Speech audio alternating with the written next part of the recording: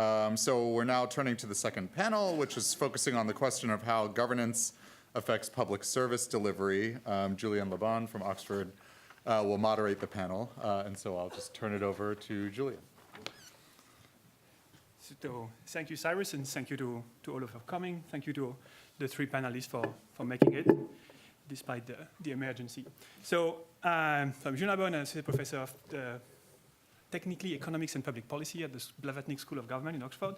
I'm delighted to be here, and I'm delighted that we have three amazing speakers who are going to be here with us today talking about these issues of how kind of improvements in governance might or might not lead to improvements in public service delivery. So we're going to start with a very brief round of introductions, and then we're going to do something a little different from the previous panel. We're going to give you a chance to talk for about 5 minutes. And in that 5 minutes, you're going to be able to ask questions to the panel. And so when the panelists speak, they're going to have a chance to kind of start responding to what you have in mind. So hopefully, by doing so, we'll have a better match between what's being said here and what the audience over there wants to hear.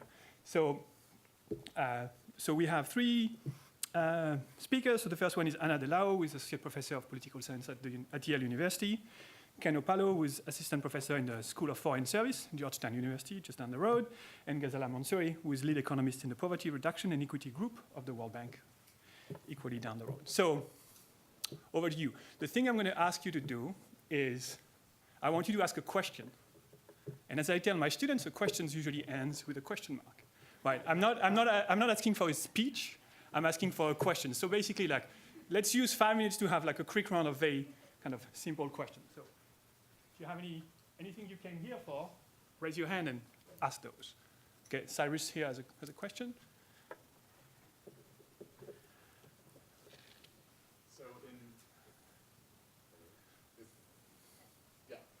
So in many developing country contexts, state capacity to administer basic services like health and primary education is very limited, and you oftentimes have NGOs, oftentimes financed by international donors, making up the difference and filling this gap.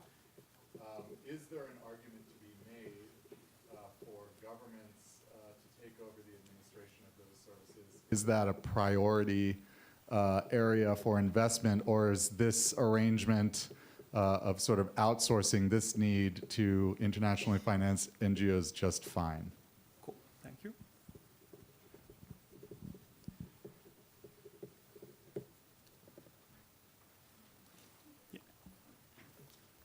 Yeah. Hi. I'm Rosario Aguilar from CIDE in Mexico, and I have a question about what's your experience in terms of how efficient or successful has been mobilizing citizens to engage in demanding better service delivery across different contexts, and I mean economic and political contexts. Thanks. Hello. Yeah, my name is Elizabeth, and I'm from NDI. And I'm wondering if you could give us some examples of when transparency mechanisms have been successful in reducing corruption.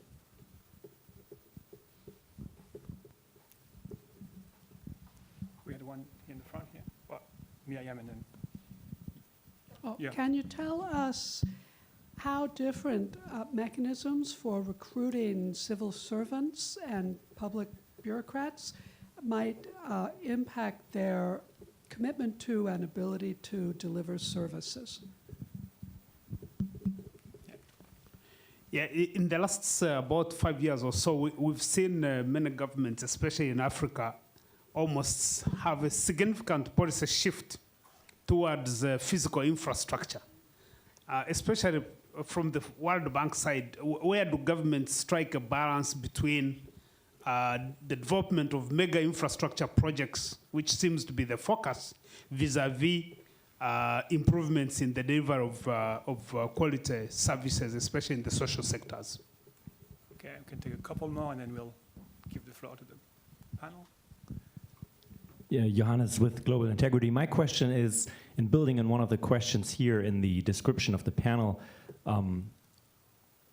which governance challenges should be addressed first? Can you talk about process? How would you go about prioritizing and finding out which challenges to prioritize first? And who would you include in these discussions? Is that perhaps a power question about who should make that information as to what to prioritize first? Thank you. One final question? No? No, that's cool. We had 6 statements that were actually questions, so congratulations. Thank you. Now we're going to turn over to Anna, who's not going to answer all of those questions. She's going to try to blend some of those answers to what you have in mind, and once we come back for the actual Q&A session, we'll have a bit more time to address some of those questions.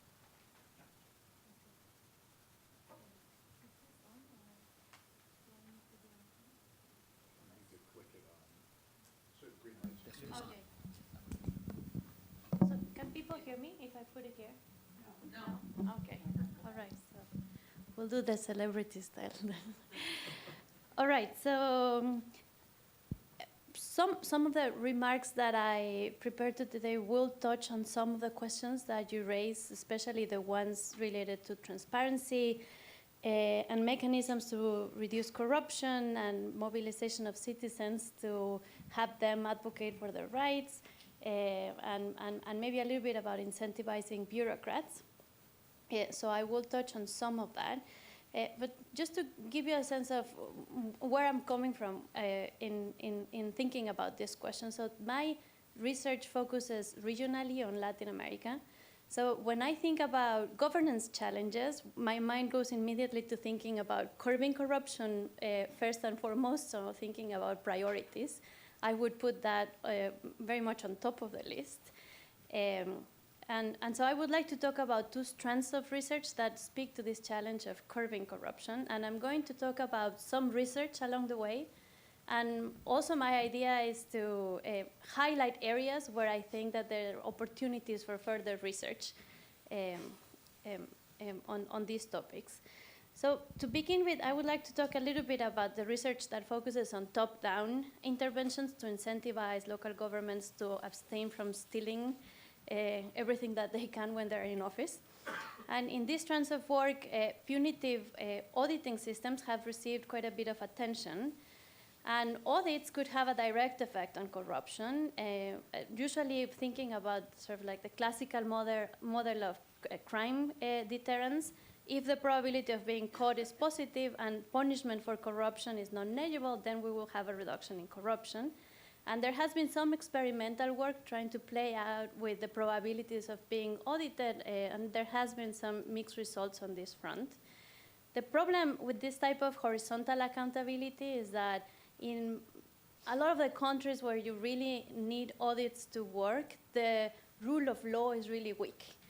And so it could be that audits are very effective at detecting and reporting corruption. However, corrupt politicians or corrupt bureaucrats are unlikely to go through a criminal procedure that ends on a sentence.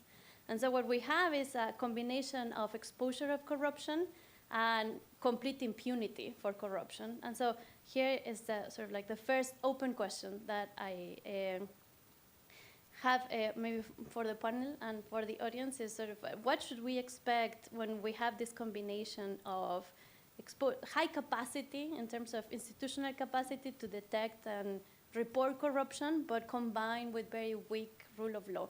Should we expect that to embolden corrupt agents or not? And what is the effect of that on citizens and how citizens react to this combination? And talking about embolden corrupt agents, I guess another limitation that I see in these traditional auditing systems is that corruption oftentimes is displaced in reaction to the oversight. And so, for example, Ben Olken conducted a very interesting field experiment in Indonesia where there was a development program that was rolled out, and some communities were randomly assigned to receive an audit at the end of the program implementation with probability of 1. Some were assigned not to receive the audit, and what he finds is that the threat of an audit does indeed reduce corruption of the form of lost expenditures. However, it's also the case that project managers in the treatment communities were more likely to hire their friends for the project, and so that might be one way in which corruption is actually displaced. Along these lines, in Puerto Rico, Bubonis and et al. Have a finding that municipalities that are randomly assigned to be audited actually have less corruption the year of the audit compared to municipalities that are assigned not to be audited. However, the year after the audit, corruption comes back to the levels before the audit. And so in that sense, that's another example of displacement of corruption in time.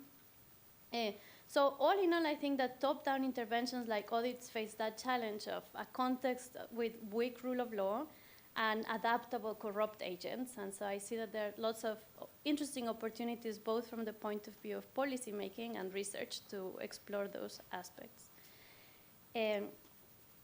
Now, but I guess we should not completely discard the idea that audits can be helpful to fight corruption. There are other ways in which audits can affect corruption, and one is through the effect that the information produced by auditors and contained in audit reports, the effect that that can have on borders.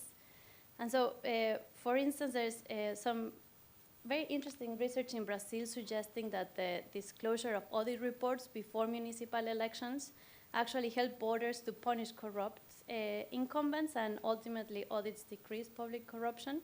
So that's in the context of Brazil. It's unclear whether these results are actually generalizable. So, for example, I conducted a field experiment in Mexico in collaboration with Think Arlan and Leonard Wachenkron, where trying to mimic what happened in Brazil, we worked close to municipal elections.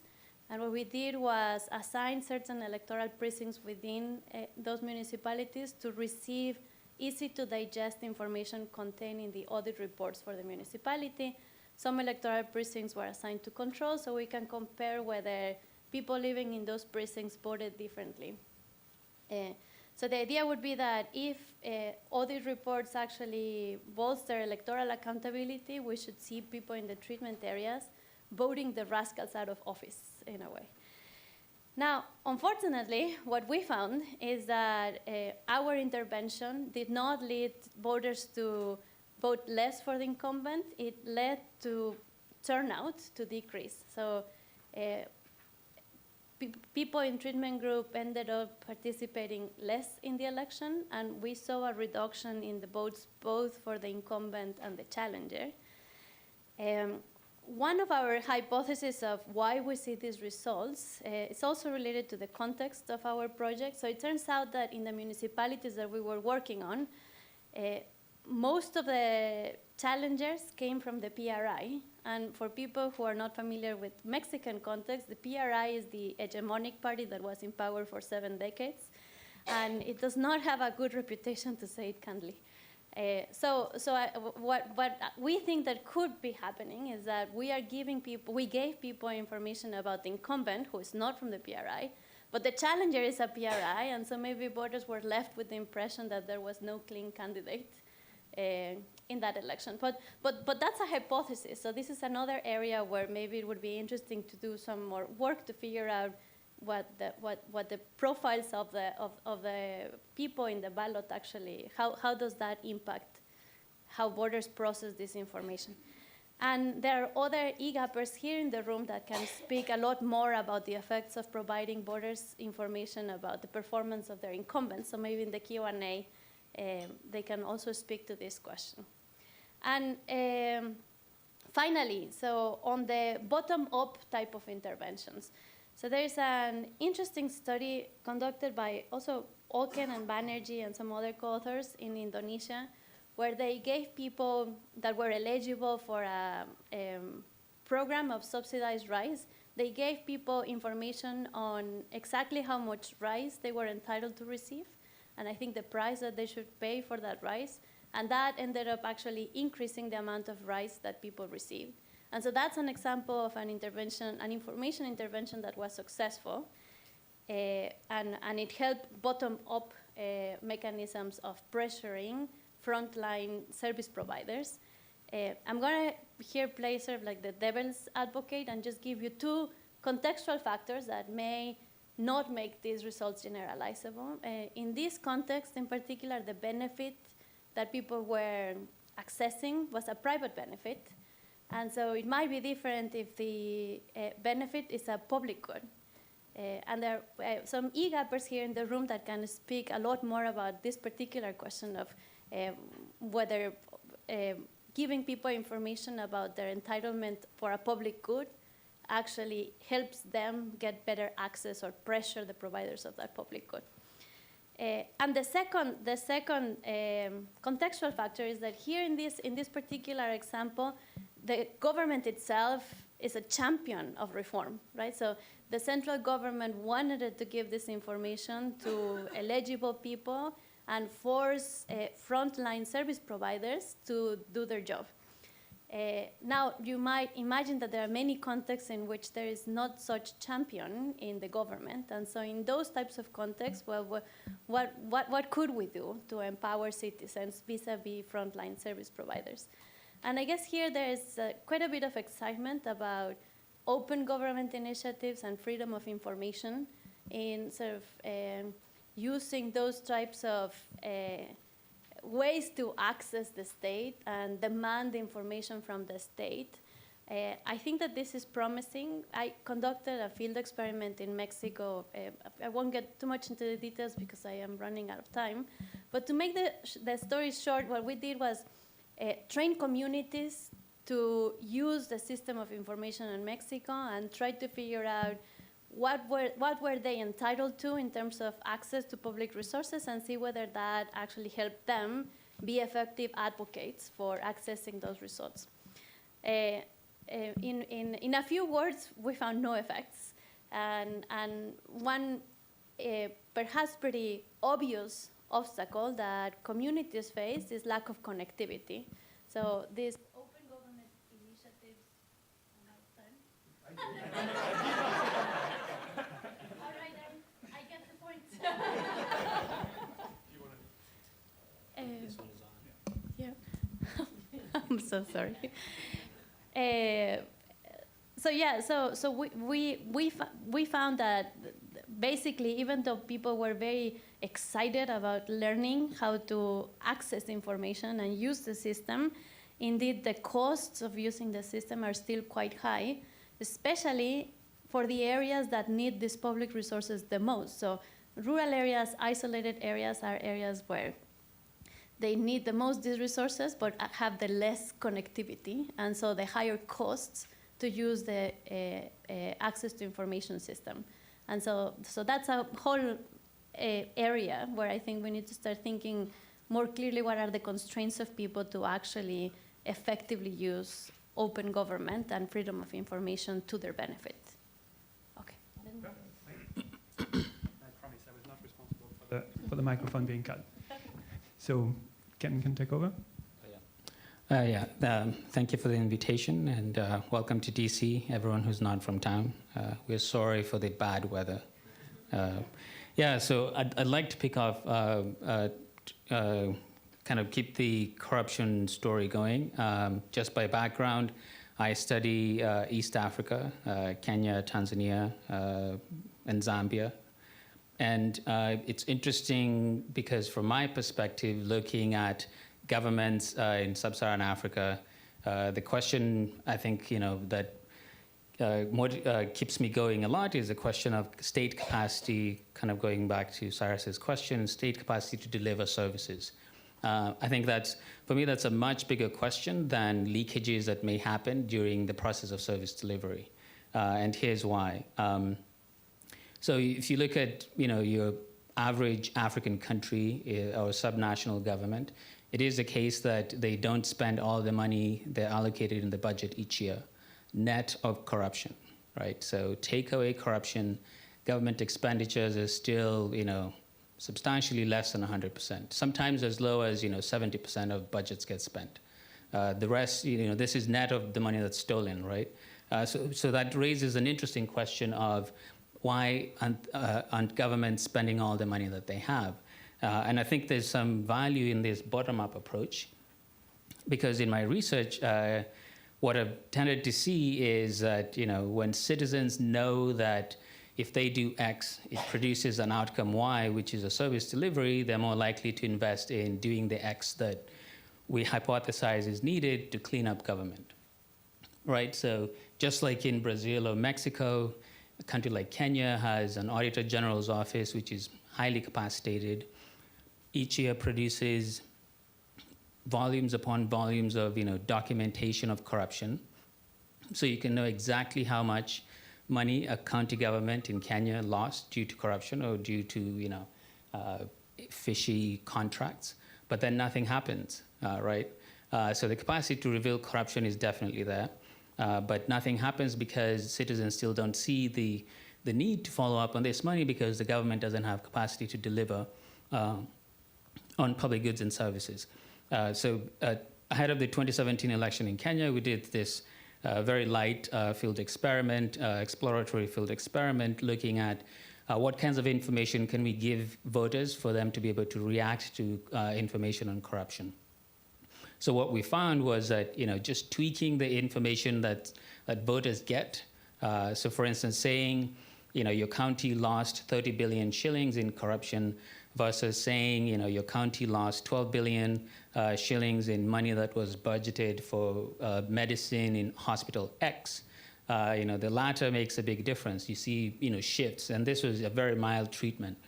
So this is something that I plan to explore further in looking at the connection between information that citizens get and what they're able to do with it, right? Because I think the demand side, both for public goods and services and government capacity, is something that we haven't addressed well enough in both political economy more generally, but also in our research on elections, right? We tend to imagine that elections do a lot more than they actually do, right? If the government has low capacity and cannot deliver on its promise, then I have no point in voting for the government on the basis of service delivery, right? I'll find other options, other ways of evaluating the government. Politicians know that, so they'll give voters other ways of evaluating the government. Now, having said that, I think over the last 20 years, there's some shifts in developing countries that provide opportunities for us to think about governance more generally and how to improve it. An area of research that I'm working on is education service, right? So the MDGs were a big success in improving access to primary education. This was a major programmatic policy intervention in several countries. So Savage and others have shown that this was tied to elections, and politicians were typically doing these UPI interventions around elections. Now, the success in UPI created demand for high school education, right? So now governments all across Africa investing lots of money in improving universal secondary education access, right? Further down the road, you can imagine that having giant cohorts of educated, high school educated citizens will create other demands for public goods and services. In Tanzania, we are studying, how government is responding to this programmatic demand for education services. Now, interestingly, going to something that Godbar raised, what governments are doing is, they're being rational. Even in providing education services, as the Savage has shown, they're investing in stuff that's visible and easily attributable to them, right? So a lot of the policy intervention is in buildings, in reducing fees, and not so much in the nitty-gritty of making sure that students are actually learning and that we're improving learning outcomes. And I think the question there for us, again, is how do we improve capacity in order for us to enable governments to provide the services upon which voters will evaluate them?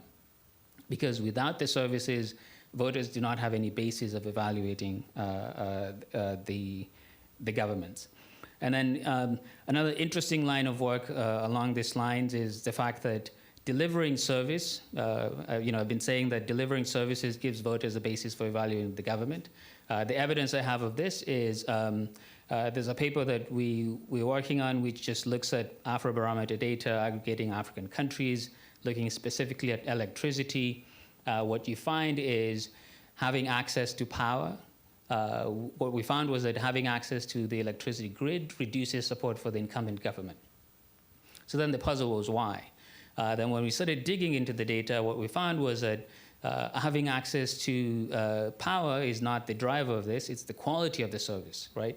So people who do not report outages actually support the government conditional on having power. But if the more outages you get, the less supportive you are of the government. Meaning that this service is sending a signal to the public that, yes, we're delivering a service of quality X.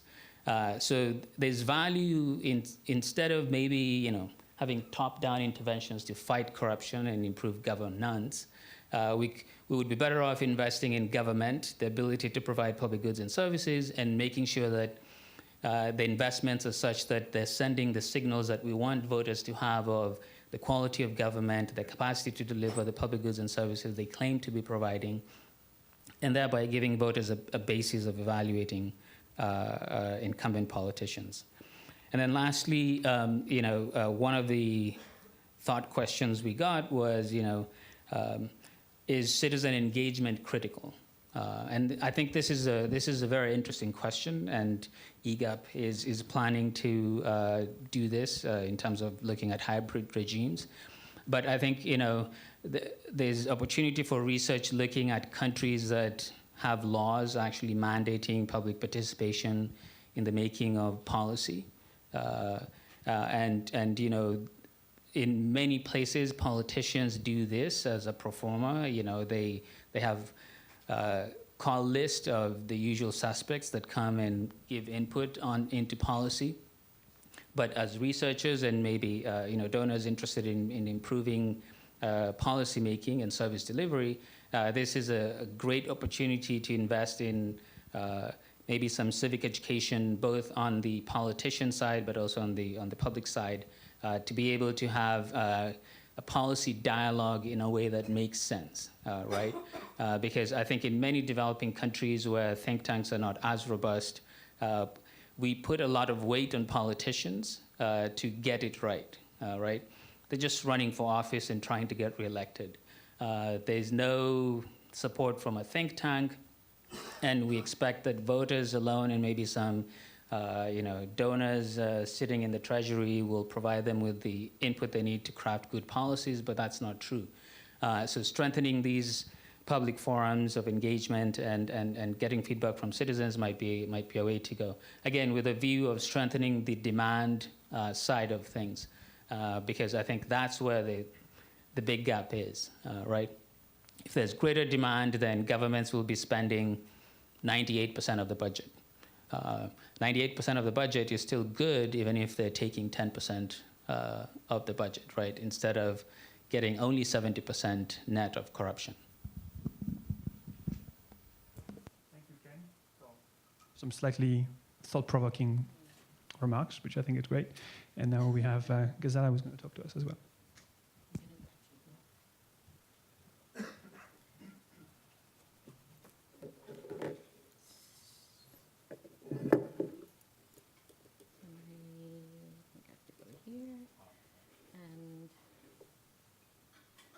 To the,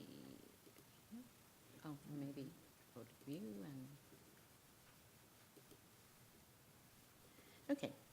I'm going to move on from here to basically,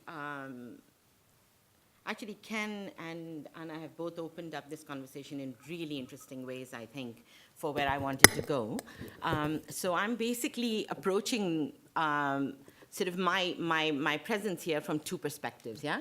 I'm a researcher on the one hand, and I'm also, in a sense, a policy implementer being in the World Bank. And I do actually more and more policy implementation, right? So research is becoming a little bit of a struggle, if anything. Research is my weekend work at this point. And a lot of what I'm doing in my day job is I'm really involved in direct policy implementation. And so I wanted to speak a little bit about that. And I'm going to really talk about this political economy of public sector reform, yeah? Because, a lot of the issues that are coming up are really centered around this issue, right? How do you get governments to reform? And a lot of the focus around government reform has been government failure to deliver basic services. And a lot of the focus is then around things like corruption, clientelism, capture. For example, all of the work on audits is focused on reducing government corruption. And I think that is a really important issue. But from sort of like a policy reform perspective, what can be done about this, right? So there are attempts like audits, and then there are things like improving procurement systems, bringing about changes in laws, making things like ID systems mandatory and simpler. So there's lots of this is a huge, huge area, right? But what I found, and I think where a lot less attention goes, and this speaks exactly to where I think Ken was, is that we often don't, maybe because it's not as sexy, we don't talk as much about the very, very low capacity in government, yeah? It's shockingly low, actually. So when you get down into the weeds, and now I think what I do is basic plumbing work. I really keep saying that what I'm doing is literally plumbing work, right? You're down in the weeds trying to fix stuff. And a lot of that has to do with very low capacity. And low capacity has lots of sort of aspects to it. One of them is that a lot of government departments are filled with people for whom investment in their human resource development has basically not been done, right? So many of these are people who may just be even hanging around waiting. Government is pretty much the only place where there are pensions in most of these countries, right? So they don't want to leave the job, right? But they're not there to actually do a full day's work. They may not know how, they may have no motivation to do it, there may be many issues. And then the other side of this is that there's actually really poor information out there. So for example, if you're a government department trying to make decisions, you often don't have basic information on your own staff, which came to me as a bit of a surprise, how little information there is. It matters the most for departments which are doing, which we call are doing last mile service delivery. Yeah? So you think of health, you think of education, agriculture, in countries where there are large surface irrigation systems, irrigation, livestock. All of these departments have huge armies of people who need to go out in the fields and work. And the question is, how good is the information available to their own management about, who's doing what at any given time, who's even present and working, right? And there's actually, there's a whole interesting thing about how bad that information is. So the decision makers, higher management in these departments, actually need credible, timely, and relevant data. They need it to be actionable so that they can actually monitor these guys. And you can't just all the time put sticks on people. So the question, if you're going to put so many sticks on people, say we could, then what's the other side of it, right? What's the carrot, right? What do they get for being monitored like this? So this is a sort of a cycle that needs to be thought about.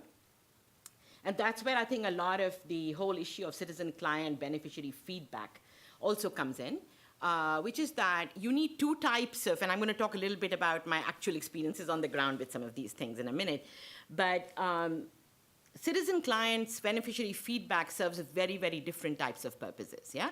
So departments themselves need it, number one. Because no matter how good the monitoring data they have on their guys, they don't know whether what they delivered was of any value. Right? So to get that quality feedback, you need the person who's the beneficiary to give you some feedback, right? Was this helpful? Was it useful? And so forth, right? So we think in health and education that these are ultimately reflected in learning outcomes, school completion rates, and health outcomes. These are very big outcomes, right? So in agriculture, it could be increases in productivity. That's a very mega outcome, right? But within that, there are lots of intermediate outcomes. Are things improving? Is knowledge increasing? Are children attending school better? Are out-of-school children coming in? All of those sorts of things which data can help. And citizen feedback can actually be used for.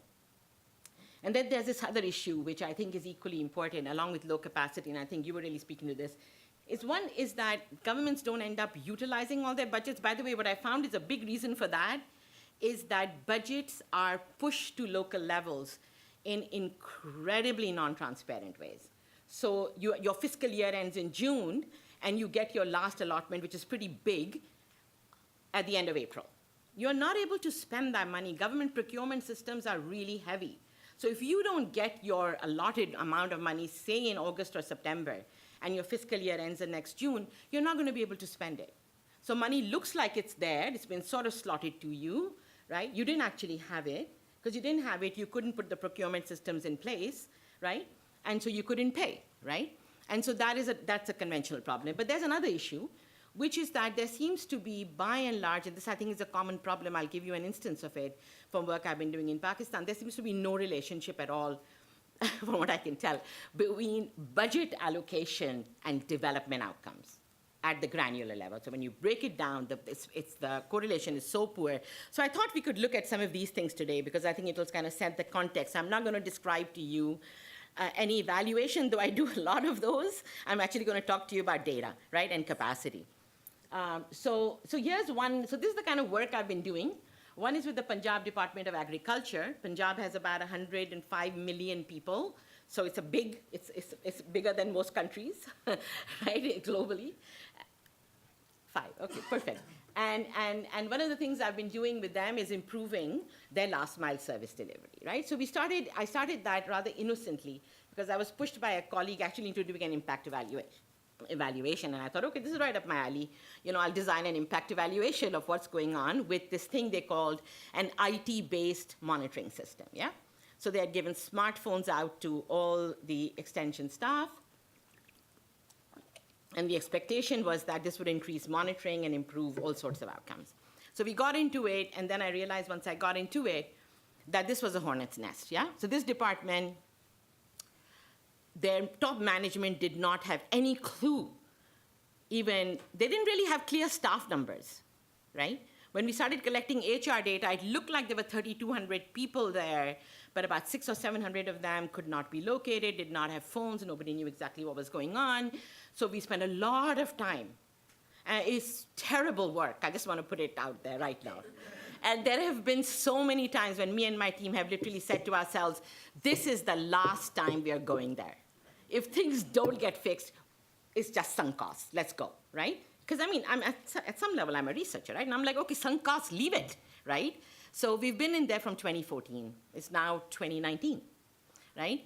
And it has taken this long to get this department to move from this terrible system of nobody knowing who's on leave, no HR records, everything on paper, their own management saying things like these guys do no work, right? Our field staff do no work, right? To basically what we have now, which is this, right? I'm going to first just focus on this, and if I don't have time. So we've now developed this IT-based system, which is now actually working, but it took 4 years, right? People went on strike in this department when it was rolled out. Everybody went on strike and said, sorry, we're not going to do it.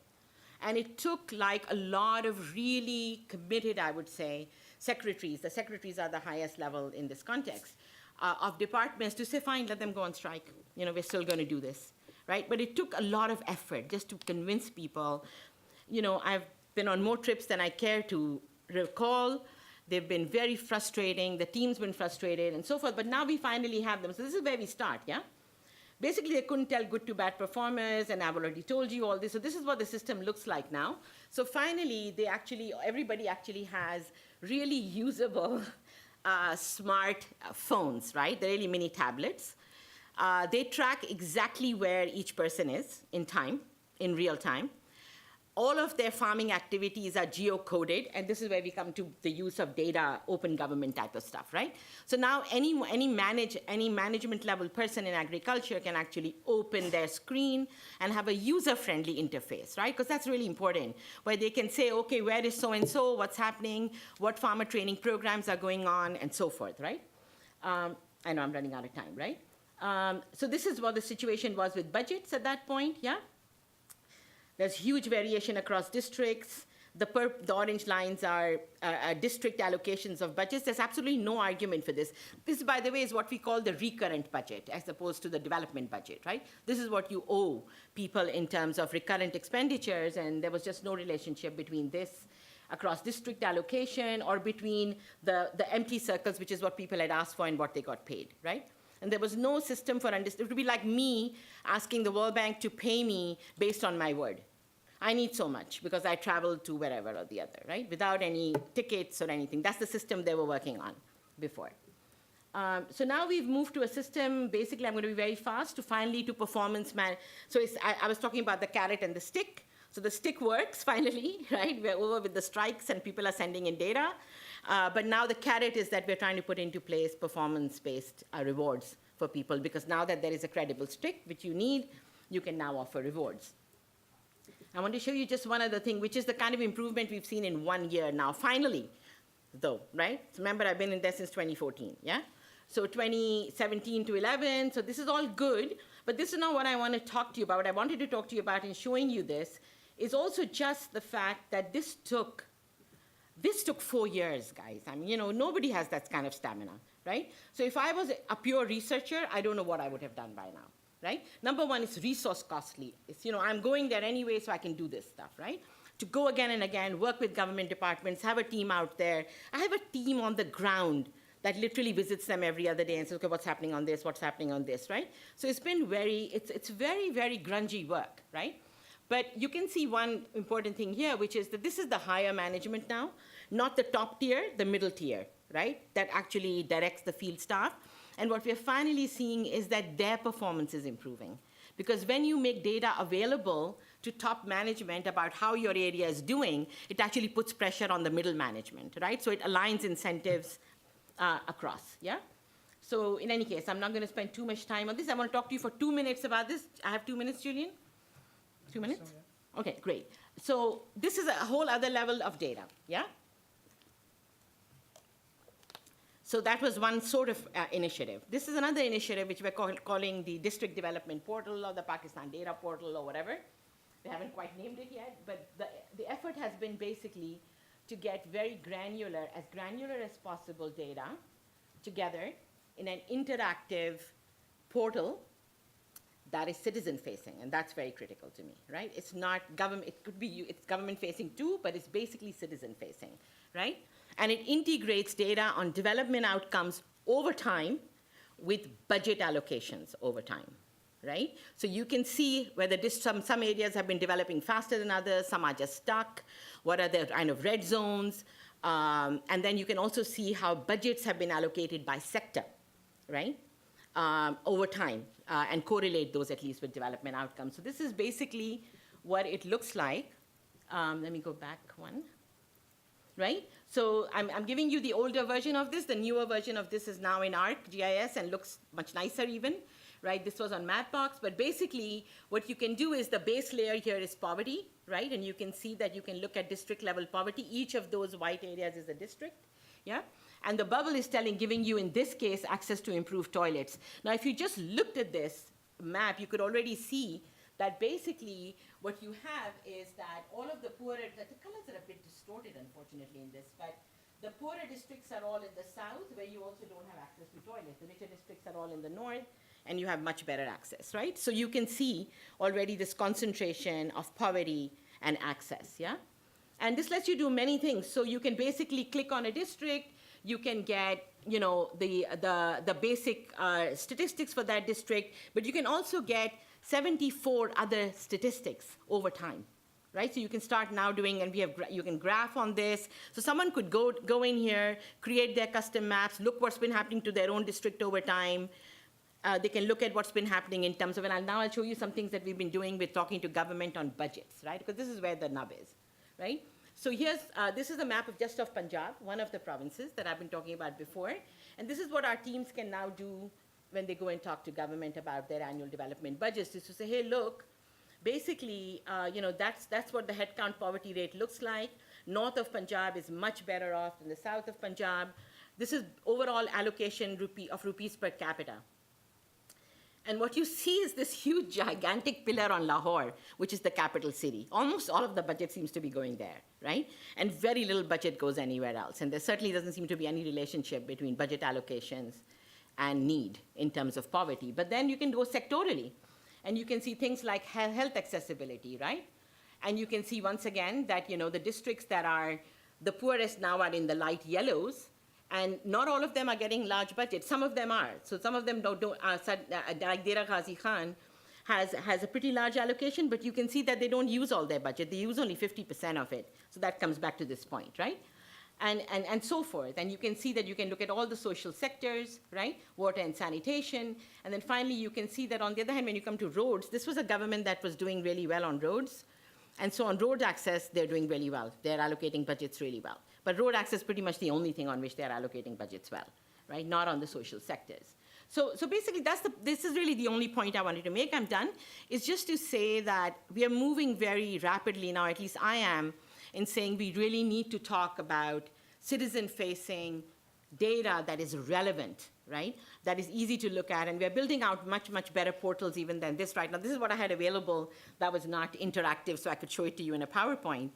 But I think this is something that we should be really thinking about, is this building out capacity in government, acknowledging seriously how difficult it is to do, and how do you get into the weeds and do it, and then using data. So I'm going to stop here.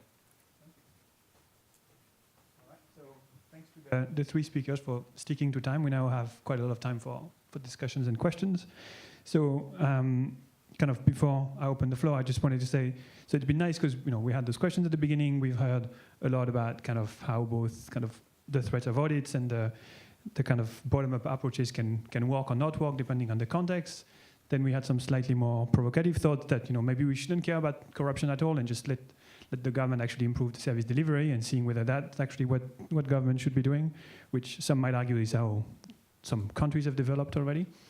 And then Ghazala was talking a bit more about kind of on a day-to-day practice, how to make some of those kind of data transparency operations work. So why don't we take a first round of kind of 2 or 3 questions, and then the panel will respond, and then we can go back and forth.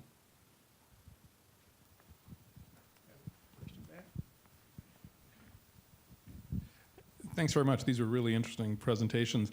So there's been a huge literature surrounding the issue of giving information to citizens and assuming it's going to lead to bottom-up pressure for accountability and better outcomes.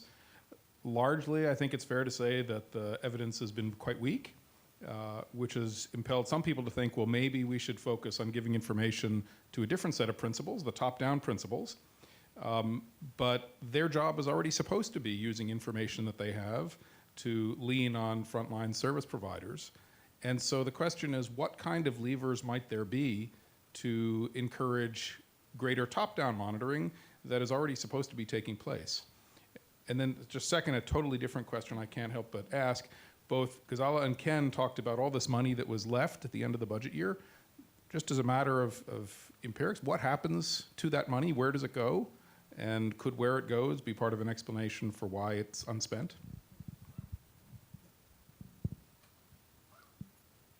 Yeah.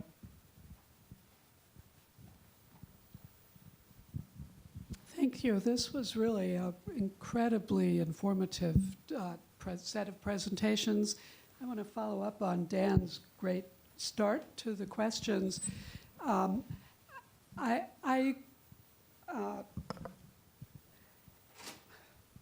sorry, now what I was going to say is just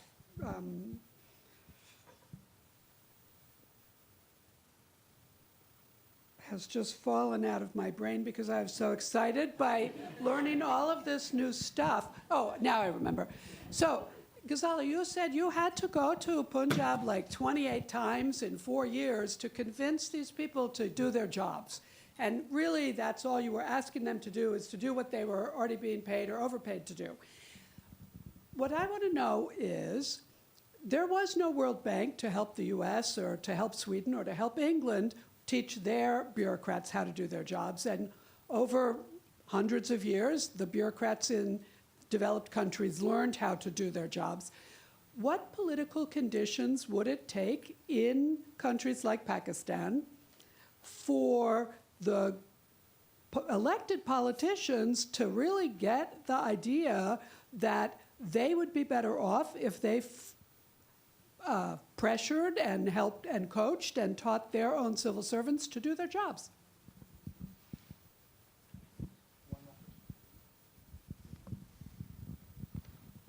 I can actually, my comment would actually address what she just said, which is he with the gold makes the rules. So IFC, World Bank, and others, maybe conditionally, which you mentioned, the stick, should come, the money that is given to lesser developed countries should come with a whole lot of conditions and so forth that include consultants that are on the ground and is taken from those budgets, since we all know that a percentage of the monies that they receive then end up in the hands of corrupt politicians. The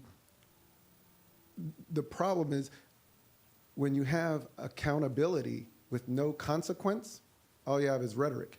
So at the end of the day, what I'm interested to hear from you guys is what's executable with respect to a consequence of the thievery and other things that we all know exist, even in the industrialized countries. I mean, you know, our country has plenty of the same issues and so forth. So, but the consequence has to be there. And when there is no consequence to that, it's almost like an endorsement of that invites exploitation, because people go there just for those purposes. So I'd be interested to hear your thoughts as to what's actually executable.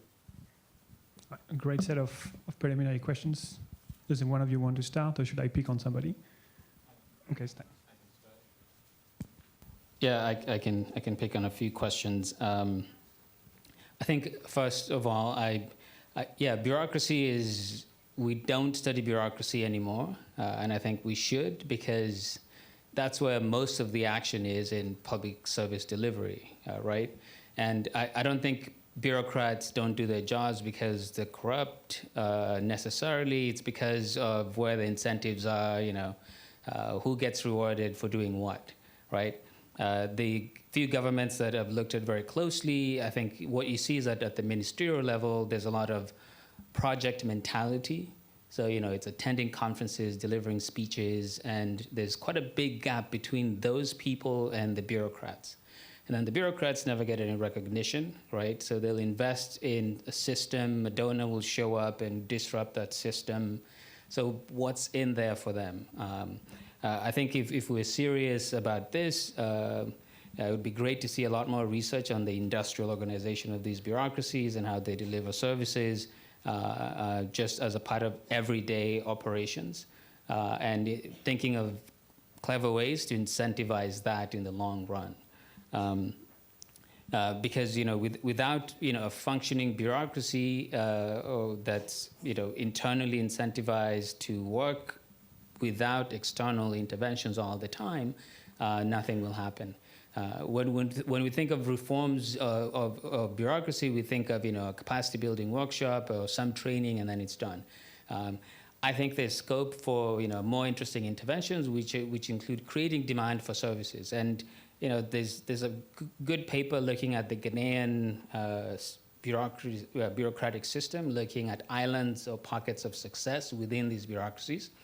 And, you know, raising an interesting prospect, which is, you know, you could expand out of, you know, pocket of excellence to have mission creep to absorb ever more sectors if you can create an island of success to begin with.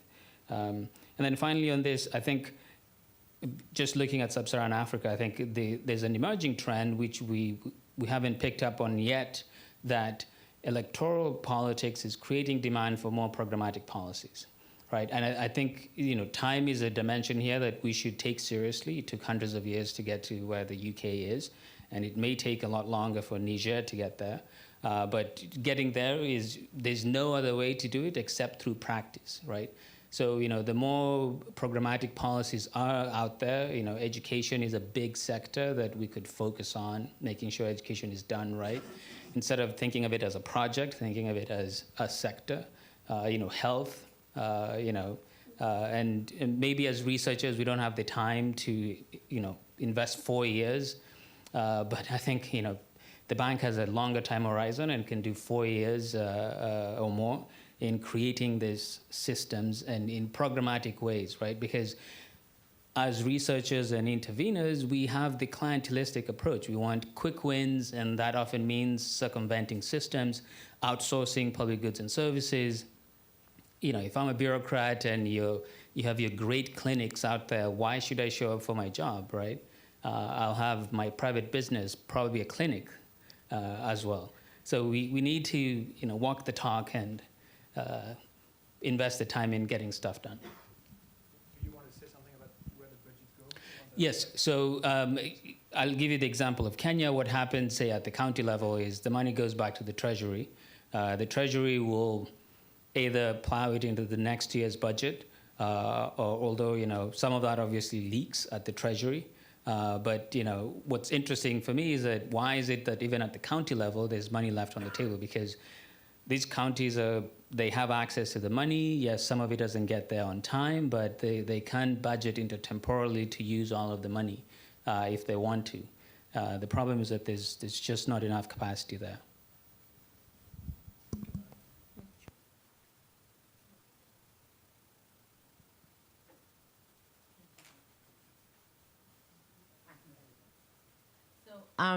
Let me start by talking a little bit about the issue of information and who should get the information. So I think a lot of the research on information, you're right, very mixed results. But the question is, how salient is the information being provided, right? Often I think we're not serious about the issue of salience, right? And where information is salient, I think it does have an effect, at least on how people think, and then perhaps it takes a while, right? So I don't think there's a one-on-one with salience and immediate citizen action, because there are issues of collective action, of people having a forum within which to speak, what are the avenues that they have to express their views. This idea of giving management information has become very interesting for me, because I think the assumption that all these guys have all the information and they're just not doing their jobs clearly isn't true, right? Because when we talk to government, we are telling them, hey, these are the district outcomes over time, this is how the budgets have been allocated. This is not evident to them. It's not like, oh yeah, I knew this all along, right?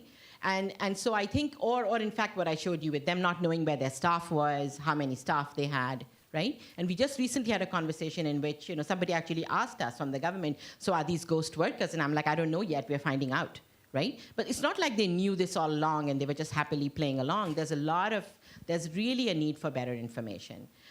On your question on budgets, I think Ken said exactly right, that there is an issue of capacity, but I actually do think that rule-based budgeting, right, is going to make a huge difference to the utilization of budgets, right? And by rule-based, you have to know how much you're going to get, and you have to know when you're going to get it. Because we shouldn't underestimate how complicated government procurement rules are, with all the corruption and whatever else, right? It takes a long time to move things in the system. So I think rule-based budgeting, taking people towards this idea of rule-based budgeting is quite important. And then I don't know if there was any other question I'm missing, but I sort of want to come back to, Cyrus, your opening question, right? Which was in the face of failing government, right? Perceptions of failing government, NGOs and other providers have moved in and have become really service delivery providers. They're not just building community organizations. They're actually directly providing health and education services, more in some countries than in others, right? And so should government take that over?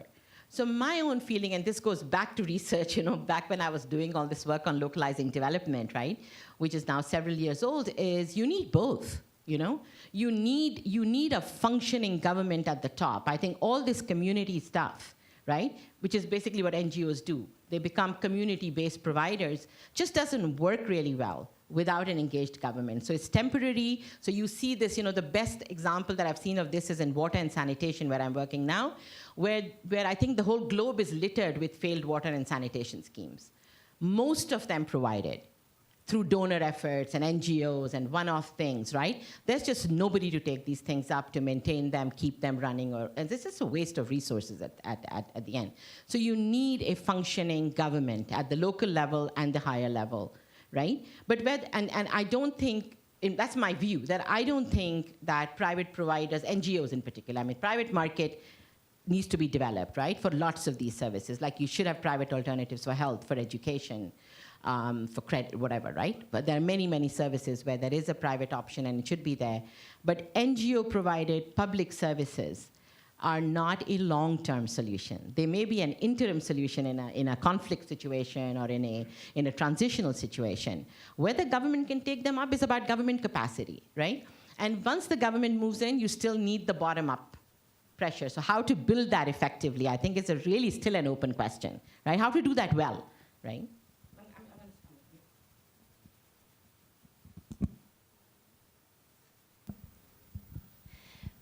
So I guess I want to say a few words about the question of information and then the endogenous processes that put pressure on bureaucracy. So I guess I wonder if we have been asking too much out of citizens in low-income and middle-income countries.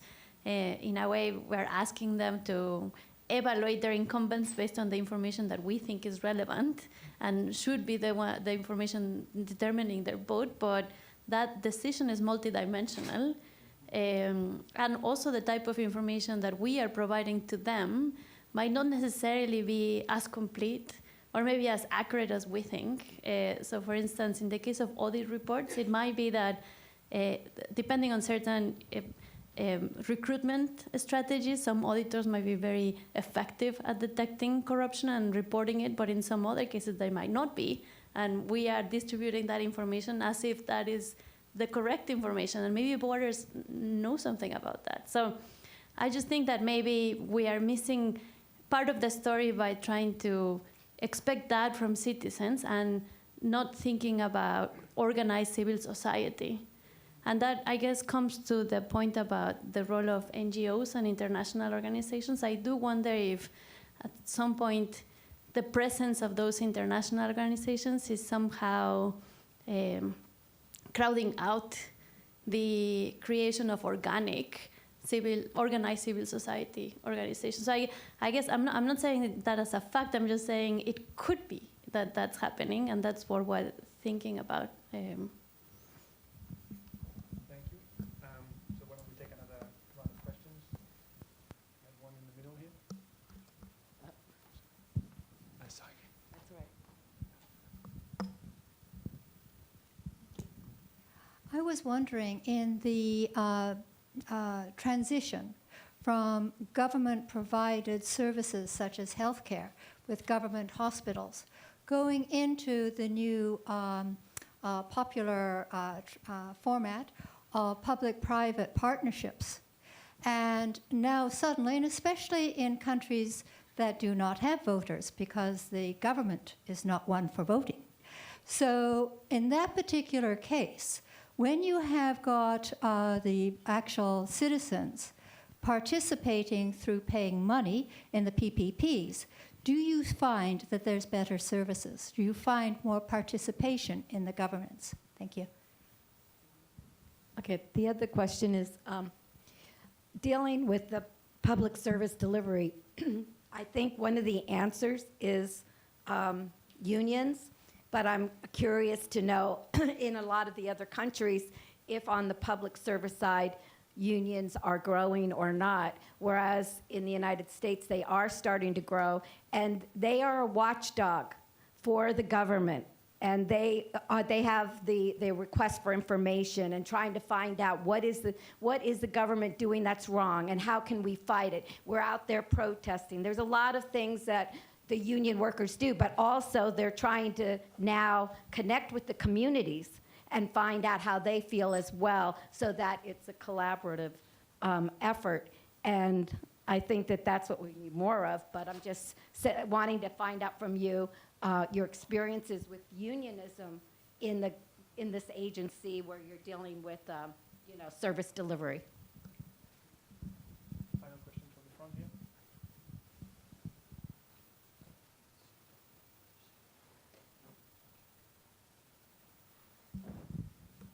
Thank you.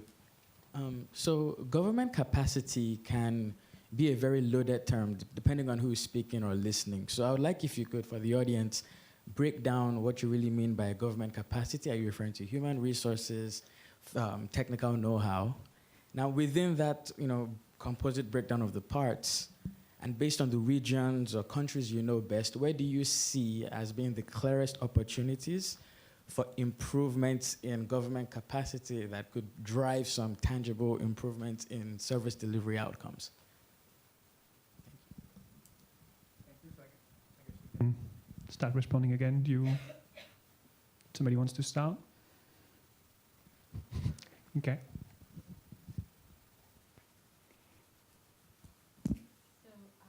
I wanted to first address the public-private partnership issue. So this is it's a growing area for sure. I'm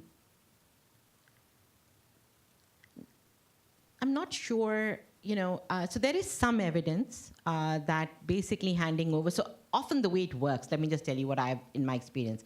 Often the way that this works is that there are schools that are being run really poorly, And a government says, all right, we'll hand these over. And very often these are being handed over to NGOs, as it turns out, right? I know I'm speaking from the cases where I know what I know best, or district hospitals are handed over to some private provider. What I know of the evidence on this is that it's mixed, right? I mean, it's not even clear that when it's taken over by NGOs, that it's subject to the same scrutiny, right? That it is when it's in the public sector. So is the same data being collected? Do we still know exactly what's going on? Very often, public sector staff are seconded to these institutions. It's a way of getting them better salaries. So I'm not against it or for it, but I'm not sure that there's any clear evidence on this that we can say that this is always a good strategy. So I guess that's my view on this. I'm not sure, is there another question that I missed? Oh, government capacity. So I meant something rather simple by government capacity, right? Which is that very often I'm looking from the bank's perspective because often I come across these projects, you know? And on the face of it, they look really good, but very few people, and I mean even within the bank, right, get into the weeds of these things and actually talk about what's really going on. So, you know, the bank is at a very high level, and the idea is the government will implement, right? The government will implement. We're not involved at that micro level, right? Why is someone like me even involved? It's really just because I'm a researcher, if you come down to it, right? So I would never have been involved in this if I didn't have my research hat on when somebody said, hey, are you willing to evaluate this thing? We've just done it, right? And that's when you discover all the weeds. So I want to come back to this idea of researchers and long-term policy engagement, right? Which I actually think that researchers could play a really valuable role in this kind of policy reform, because we're used to asking the really hard questions, like, you know, just because we have to, because in the end our work has to go through all this review process, and, you know, we're used to asking, is this really working? Is this really going to make a difference? Right? What's really going on underneath? And it's not clear to me that anybody else has that incentive, right? Because a lot of the players, from the government to the other side, actually have a lot of incentive to show success. And when the bias is already to show success, right, then nobody's going to be going out looking for the weeds and the terrible things that are going on underneath, which is why I think a lot of what I'm just doing is plumbing work at this point. Honestly, that's the way I've started thinking about it. It's exhausting, right? It's not fun. But on the other hand, right, everything looks really nice on the surface most of the time, right? Projects go, they look successful, they're rated well. And this may be becoming a long litany from which started a long time ago for me, looking at CDD, right? And again, we found the same sort of thing when you look under the weeds.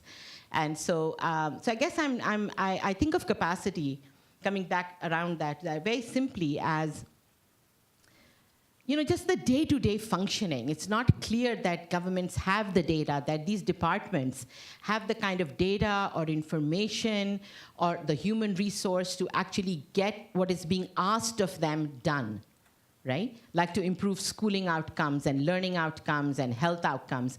They actually don't have it, and it will require like very, very granular effort, is my point, right? And so who's going to do that effort? That's the question, right? That we talk about government reform, but it's going to take really very, very granular kinds of long-term commitment to work with them to improve their capacity.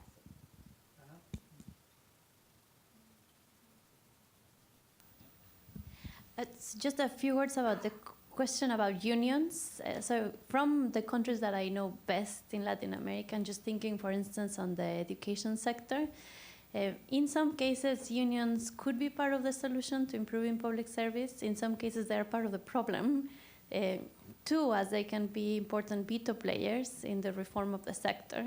And so I would say there is a lot of variation within countries and even within sectors in the role of unions. Yeah. And piggybacking on that point, I think, I think our view should be very nuanced when we approach unions. I would say that they're not always a success, a force for change.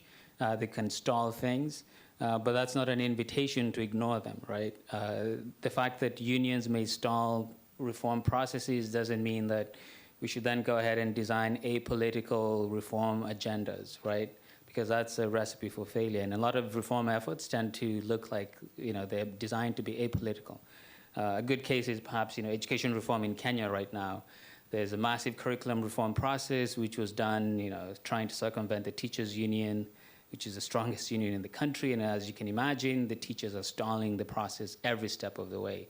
I think whoever designed it would have been better off engaging the teachers openly from the get-go and knowing that, they have a valuable interest in seeing that their views are taken into account in designing the new curriculum. And taking politics seriously is something that reformers should do as a matter of course. Unfortunately, sometimes among researchers, but also among implementers, we tend to ignore politics and try to go around it, ignoring the many political constraints that presidents and other elected officials have in these contexts.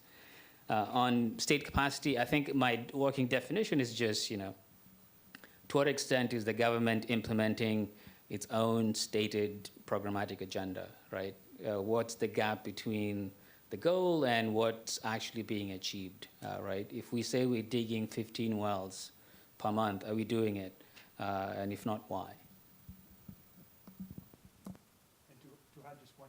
Thing on that is, I just mentioned this, so often people think of state capacity at the capacity of the individuals that are generating those activities, but there's this great study in India where they're comparing the same doctors in a public and private practice, and basically on all metrics they were able to assess the same doctors in a private practice were doing much, much better than in a public practice. So it's not necessarily that they don't have the human capacity, the human capital to do what they're doing. What they're supposed to be doing is just there's lack of incentives for them to perform in the right way.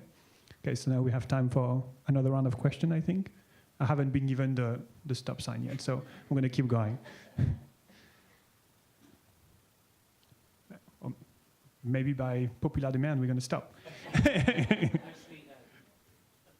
something that just came to mind. Okay.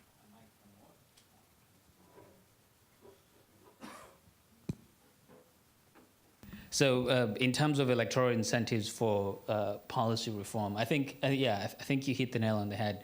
There's so far, most of the research that we've looked at tends to be of the form, government did X, voters responded by doing Y, or in anticipation of what voters might want, government did X, right? And they're very, top-down, very 30,000 feet kind of approaches. And I think it's as more developing countries are implementing programmatic policies, especially with social protection, health, education, agriculture, there's very interesting opportunities to see the contingent ways in which voters respond to these public goods and services, right? So, in the U.S. context, there's a rich research agenda looking at temporal variation in voter evaluation of policy, right? So the Affordable Care Act is good at time T, terrible at T+1, good at T+3, terrible maybe later on, right? So, this is true for, if you look at education reform in Tanzania, promising to increase access to secondary education, great actual experience with increased access to secondary education marked by, very low pass rates, bad. So voters are dynamic in the way they're responding to to these signals from the government. And so, going back to my earlier point, I think there's a lot to be done in unpacking this signaling game. And the more information, actionable information that we have in terms of what the government is doing, the more we will be able to make that connection and strengthen that pact between the voter and the government. And then, one thing to remember is that, the bureaucracy, I don't think the bureaucracies can be reformed through elections, right? I think that's something that we haven't thought about seriously as researchers. We stopped studying bureaucracies in the 60s, and we need to go back to the organizational study of bureaucracies, right? I still haven't seen any good models that show us the actual links, why a politician may invest time in reforming and making a bureaucracy effective. If I have a weak bureaucracy, I will win an election by being clientelistic. It's great. It's a cheaper way to win, right? The electoral incentive for bureaucratic strengthening, I still don't see it, and I think we need to do a lot more in that space. Should I stop? That's a stop sign. Okay. So the stop sign has arrived. So thanks to all of you for coming and keeping me awake while my jet lag was kicking in.